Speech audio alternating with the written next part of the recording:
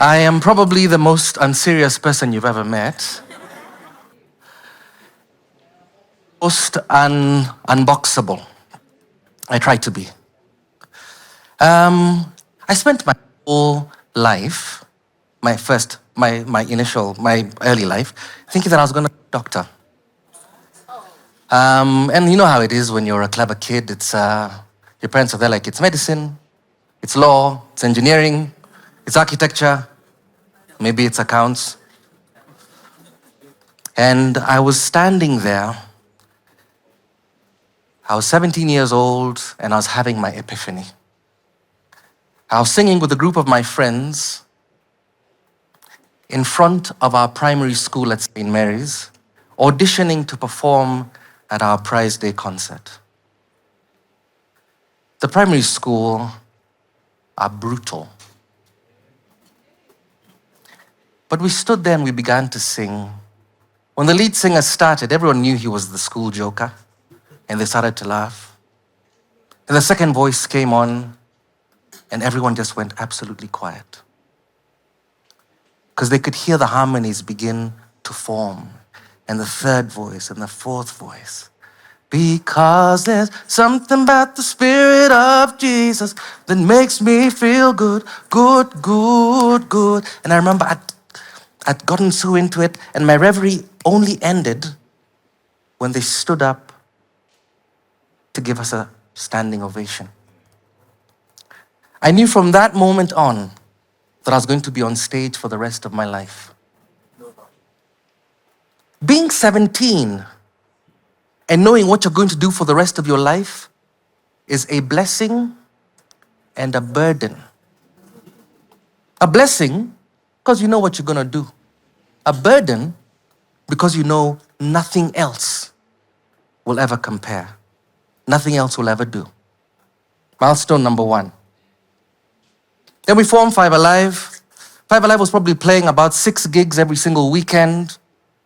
9 a.m., a church service, a wedding at St. Andrews. 11, you go to Baptist. 1 p.m., you're back at All Saints. In the afternoon, you go for a reception. Sunday, 9 a.m. service somewhere, 11 a.m. service somewhere else. In the afternoon, see you meeting at Pangani Girls. Or Alliance.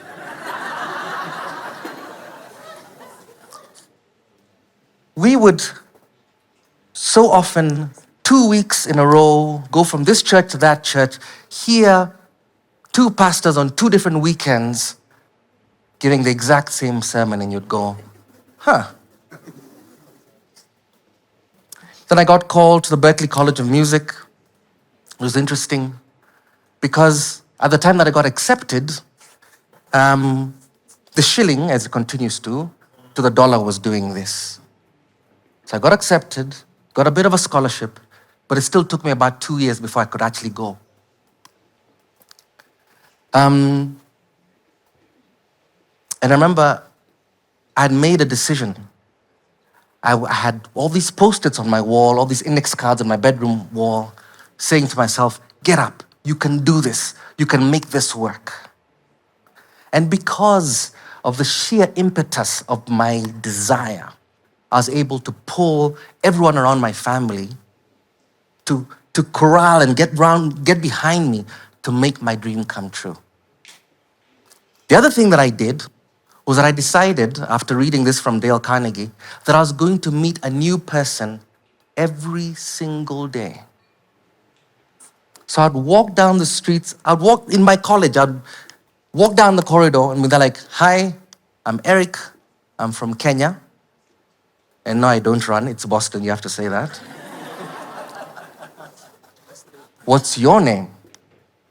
And in a very short period of time, I had an inordinate number of friends, colleagues, people that I was working with in studio as a freshman. Completely unheard of, that kind of thing. But the best thing that it did for me is that the woman who was then going to become my wife was walking down a street, saw our college banners, and was like, huh, that's where that Eric guy went. So she walked into the college, asked the first person she saw, hi, Do you know a guy from Kenya? And the guy is there, oh, Eric.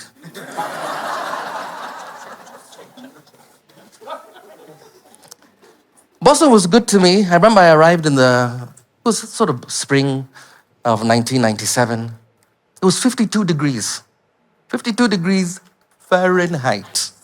Now, my African tropical friends, what that means to you and me is 11.1 degrees to share between all of us. It was shocking. You'd see Bostonians running around in shorts and a t-shirt in that temperature that in July, when you get into your bed, you ask yourself, are my sheets wet?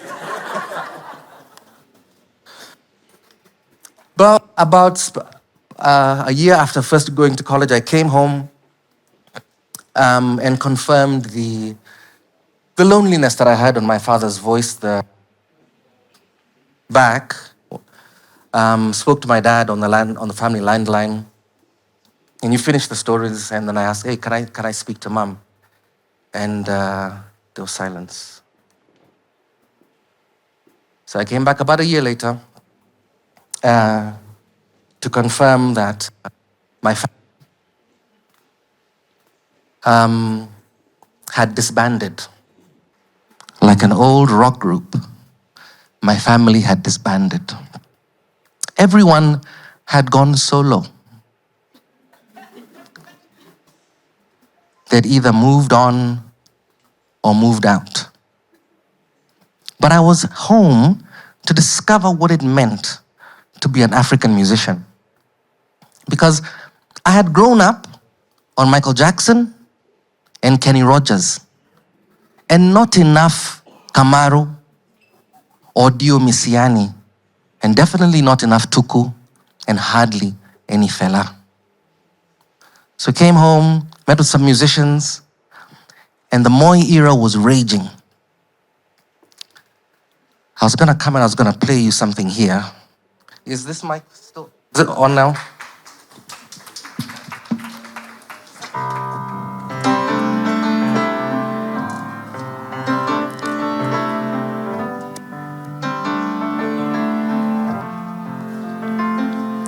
The policemen are taking position. The students are looking for justice again, drawing their lines in the sand, each waiting to see who's a man. They're choking on mounting frustration, mourning the state of the nation. Their hearts are aflame, their blood is on fire. Stones start to fly and politicians deny. Then who is to blame? Who is behind this? Who is in the shadows? And who lights the flame of this raging inferno and watches from high windows? What we need is justice, justice. Will you come and help me find this? What we need is justice, justice. Will you come and help me find? So there we were.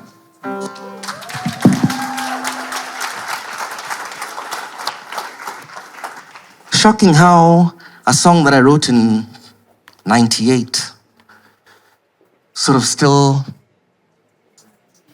resonates today in that way. So here we are. We show up at the Kenya Music Festival, and the organizers have said, Eric, come and play as a former winner to show kids that there is a future in music. So I get called onto stage. I get asked, what songs are you going to do? I say, I'm going to sing a song called Sawa Sawa, which was the title track of the record, and another song called Inchi Kitu Kidogo. Okay, no problem, yeah, go ahead, go do it. Yeah, go for it. The then Vice President, Saitoti, was in the audience. To speak in his defense, he didn't seem to mind. But as we were playing that song, suddenly I see someone out of the corner of my eye calling me from the side of the stage, being there like, "Kss, kss." Now, I've seen people have to stop their performances midway because some dignitary has arrived late. And they have to stop while so-and-so sits down and they're on pause and he sits and ati now we're supposed to just go on. And then, nah, I'm not gonna stop. So we went on and the audience had started to sing along. But up in the control room, people were asking the guys back there, where is this music coming from? And the underlings from the Ministry of Culture had stood and blocked the PA and were like, answer to is hiyo muziki inatoka wapi? And I could hear behind me my choreographer Brian Kimani and the dancers. Because at some point you get a bit intimidated because these hoods start coming towards the stage. But I could hear Brian say, dance harder, dance harder. And they danced. And the audience started singing along. And then we finished the song and I was ushered off stage. Then some guys came and asked, which one of you here is Eric Wainaina? And my brother, bless his soul, was there like, it is me. Another milestone. That was about 2 p.m. Jamhuri Mwavyombo from Associated Press came and interviewed me. By about 4 p.m., Robin Lustig from the BBC had called. I was being interviewed by Robin Lustig. The next day, New York Times called. I was on page 3 of New York Times. Woo! By the time I got back to college in Boston, Boston Globe was calling. I am the guy who had been knocking on the door of the Office of Scholarships and Student Employment every semester, being there like, Damien, that's the guy, I need more money. And Damien was like, Eric, if we didn't give you a full scholarship coming in, we're never gonna do it. This thing happens in Nairobi, gets written by all these different journalists. Boston Globe picks it up. I get interviewed by the Boston Globe. I get called by Damien. He's like, you know what, Eric? There's a combination of grants that we have found.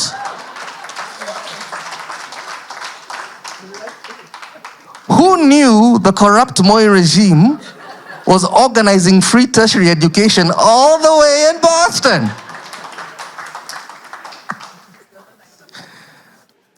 Anyway, so that's 2002. I graduated in 2002, came home. And we went from Unboxable in 2002 to Unknowable in 2007. You would turn on the television and there'd be bodies everywhere. There was abandoned farms, orphaned children, husbands turning against wives, neighbors turning against neighbors. And Kibera was on fire, Mathare was a war zone. And as you drove west out of Nairobi, where Kikuyu land meets Maasai land, then meets Luya land, meets Kisii land, meets Luo land, it was absolute mayhem. And then the church. Then they started throwing words around like Rwanda and genocide. Then you get really, really angry. You get really, really desperate. And 2013 was coming up. I think that's when the next elections were. And Kenya was choosing 2 individuals who were wanted by the International Criminal Court, not the area chief. It wasn't someone hadn't stolen someone's donkey or a jaguar had crept over into someone's garden and eaten some spinach. These people were wanted for crimes against our species. And we voted for them not once, but twice. And then we voted for the deputy and then were surprised.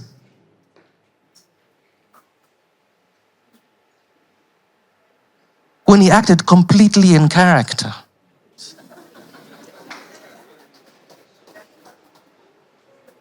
I had to lie down. I'd been writing all these articles in the Star, sort of engaging, and people are there like, that's right. You know, you're right about that. You walk through the streets and they pat your back, you're right. And they turn against you and they do that thing. But they still come to you and they say, Eric, write us another corruption song. Unajua Eric, siku hizi, hata sio nchi ya kitu kidogo. Sasa, imekuwa nchi ya kitu kikubwa. They're like, hey, shut up. Always the artist getting told to wipe up the mess.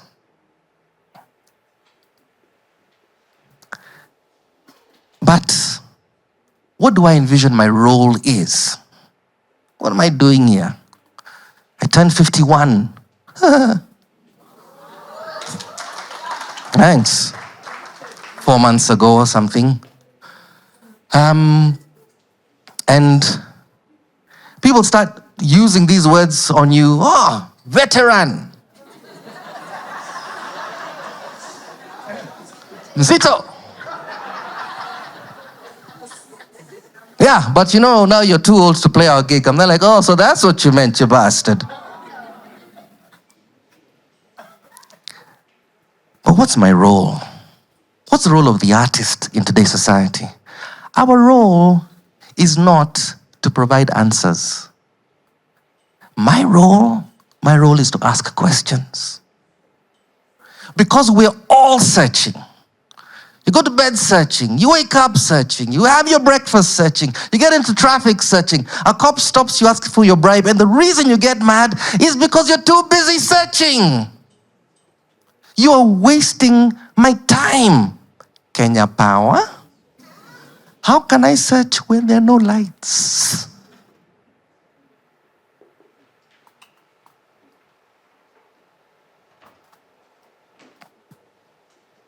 I had the opportunity of visiting Kakuma camp up north. Kakuma has refugees from about 14 different countries. And from those 14 different countries are different tribes.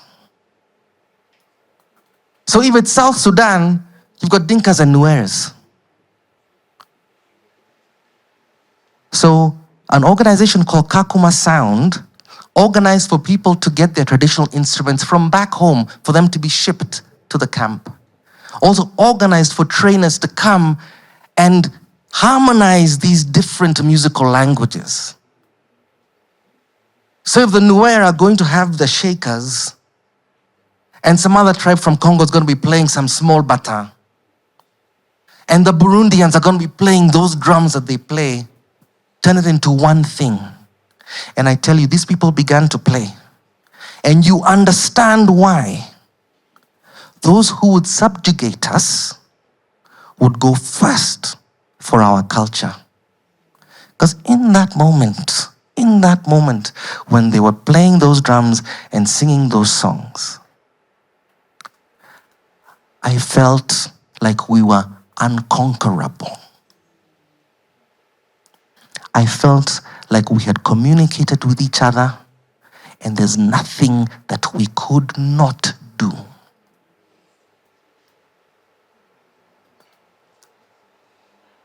So, I'm trying to bring that into my music, trying to inspire, trying in the playing of the drums, in the lifting of the voice. Find that place that the ancestors are calling us from and saying to us, let us together unbreak the pots that the colonizers and the unjust made us break. Let us together weave the beads and weave the cloth that will remind us where we're from, and maybe in reminding us, in us remembering, we will thrive.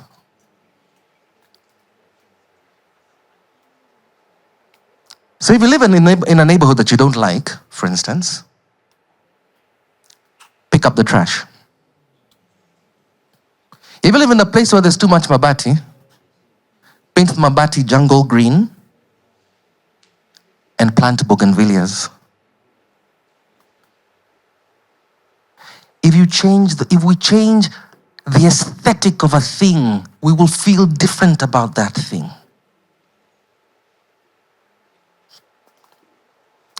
And so people ask, who's funding Gen Z? Who's funding the revolution? I'll tell you. The ancestors. And I thought that you would all have known that